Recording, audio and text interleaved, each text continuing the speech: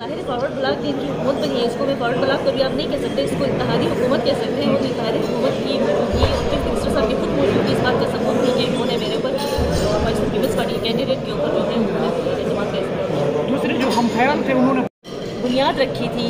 Peoples party نے women empowerment کی، جو مسلم دنیا کی پہلی خاتون وزیر اعظم سے شروع ہوئی تھی. پھر وہ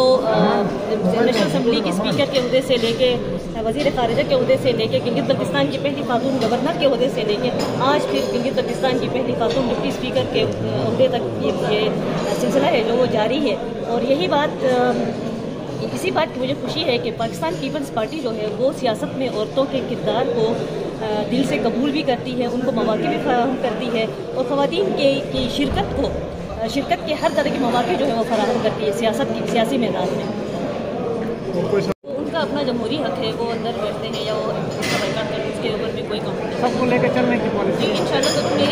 میری یہی پالیسی ہوگی کہ جس طرح سے میں نے پہلے بھی بتایا ہے کہ پاکستانی سیاست میں جو ہمارے صدر اعظم زرداری صاحب نے جو حکومت کی سیاست کا جو ایک بنیاد رکھی تھی، اسی سلسلے کو آگے بڑھاتے ہوئے اسمبلی کے جتنے بھی ممبران ہیں وہ میرے لیے برابر، میرے لیے قابل احترام ہے. میں تمام ممبران اسمبلی کو ساتھ لے کر اس اسمبلی کے اندر ایک متوازن اور ایک غیر جانبدارانہ وقت کرنے کی کوشش کرتی ہوں. 2009 میں جب گلگت بلتستان اسمبلی بنی تو